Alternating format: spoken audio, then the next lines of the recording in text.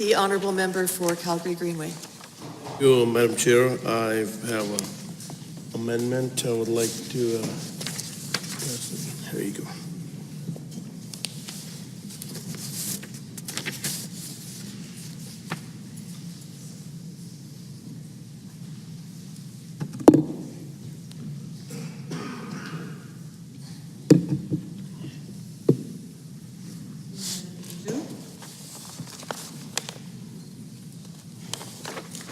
Go ahead, Honourable Member. Thank you, Madam Chair. I rise today to introduce a very simple and clear amendment to extend the protection provided by this very important bill.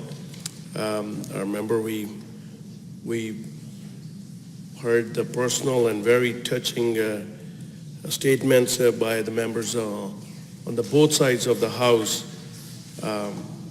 last week, and it made me think that how can we work together in collaboration to make this bill stronger to help Albertans. The bill before us now removes the time limit to file an action for a victim of sexual misconduct and domestic violence for three groups, which are minors, persons in an intimate relationship, and dependent.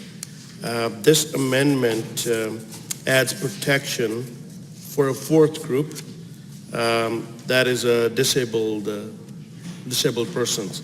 This amendment recognizes that those vulnerable Albertans would also benefit from additional time to file civil action against those who perpetuate sexual misconduct or domestic violence. Madam Chair, existing Limitation Act pauses the clock for persons under disability for the period when they are disabled.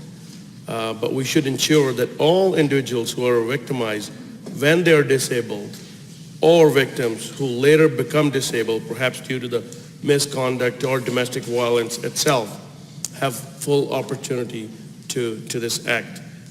So this amendment would change the section 3 of the current bill as follows, and I would read that.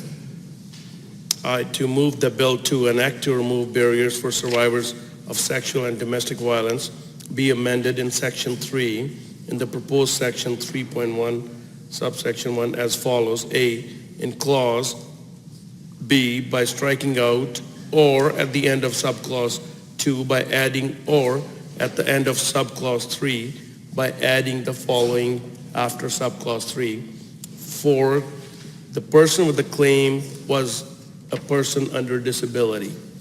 And the second part B in a clause C by striking out or at the end of subclause 2 by adding or to the end of subclause 3 by adding the following after subclause 3, the fourth section.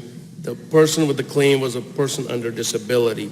So I hope that all members of this House see why this simple amendment can go a long way to protect the person with a disability with this bill. And when we're drafting, I want to congratulate Honorable Minister of Justice for drafting this bill and working very hard, especially working with all the different agencies to protect the vulnerable Albertans.